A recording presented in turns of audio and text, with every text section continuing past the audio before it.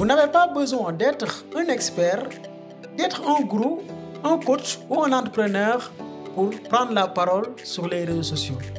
Aujourd'hui, je reçois beaucoup de demandes, beaucoup de personnes qui m'écrivent « Ousseynou, je veux commencer à utiliser LinkedIn, mais je ne sais pas par où commencer. Qu'est-ce que je dois publier ?» Moi, je n'ai pas d'expérience. Je suis étudiant en deuxième année ou en première année, mais je ne sais pas quoi publier. J'ai une bonne nouvelle pour vous.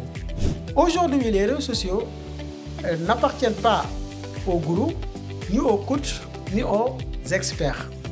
Tout le monde peut partager son histoire. Qu'est-ce que les gens ont besoin de savoir sur vous? Ils n'ont pas besoin de savoir que vous êtes étudiant, ou vous êtes un professionnel, ou vous être un expert. Les gens sont sur les réseaux sociaux pour faire de la connaissance, ce qu'on appelle faire de la connexion.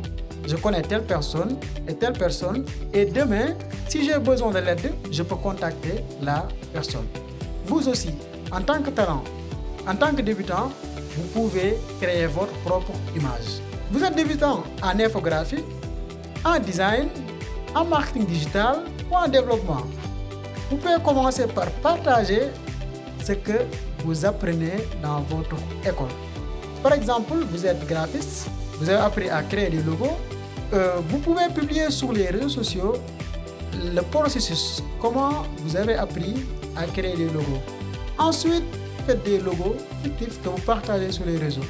Si vous êtes un développeur, il y a des plateformes existantes. Vous pouvez dire, bon, j'ai appris Python, j'ai essayé de créer une plateforme comme LinkedIn avec Python. Vous partagez ça.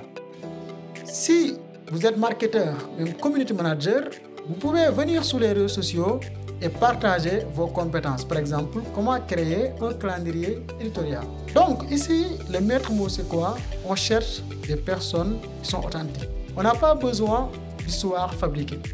Aujourd'hui, l'intelligence artificielle a fait que nous avons perdu cette originalité et cette authenticité.